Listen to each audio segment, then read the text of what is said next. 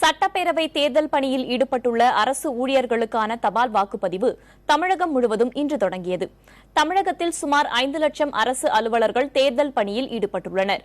அவர்கள் அனைவரும் தேர்தல் நாளன்று வெவ்வேறு வாக்குச்சாவடி மையங்களுக்கு செல்ல வேண்டியிருப்பதால் தபால் மூலம் வாக்குரிமையை நிலைநாட்ட தேர்தல் ஆணையம் ஏற்பாடு செய்துள்ளது.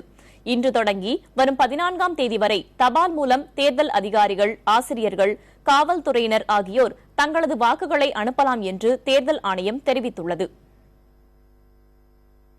நாங்கள் இந்த எலெக்ஷன் டியூட்டி பார்க்கறதால நாங்கள் ஓட்டு எங்கள் தொகுதியிலே நாங்கள் போட முடியறதில்லை எப்பவுமே. இப்போ நான் டி நகர் இதுக்கு வந்திருக்கிறேன். இந்த எலெக்ஷன் டியூட்டி பார்க்கறதுக்காக கிளாஸ் எங்களுக்கு நடந்துட்டு இருக்கு. இதில் நாங்கள் இன்னைக்கே ஓட்டு போட்டுடலாம். போஸ்டல் போட்டு நாங்கள் பணியாற்றுறது வேற இடம் சவுக்கார்பேட்டையில் இருக்குது. இப்போ தேர்தல் பணியாற்றுவதற்காக டி நகர் தொகுதியில் நாங்கள் வந்திருக்கோம். இந்த ஸ்கூலில் நாங்கள் காலையில் வந்தோடனே இங்கே நல்ல அருமையான அரேஞ்ச்மெண்ட்லாம் பண்ணி வச்சுருக்காங்க. அது இல்லாமல் நாங்கள் தேர்தல் பணியாற்றினால நேரடியாக நாங்கள் சென்று ஓட்டு போட முடியாத காரணத்தினால இங்கேயே எங்களுக்கு பேலட் கொடுத்துருக்காங்க. அந்தந்த பூத்தில் நாங்களே போயிட்டு பேலட்டு இங்கே கெஸ்டட் ஆஃபீஸர் அவங்களே அரேஞ்ச் பண்ணியிருக்காங்க. நாங்கள் கெஸ்டட் ஆஃபீஸர்களை கையெழுத்து வாங்கி எங்களுக்கு உண்டான தொகுதியில் இருக்கிற ஆளுங்களை நாங்களே ஓட்டு போட்டுட்டு இங்கே வந்துட்டோம்.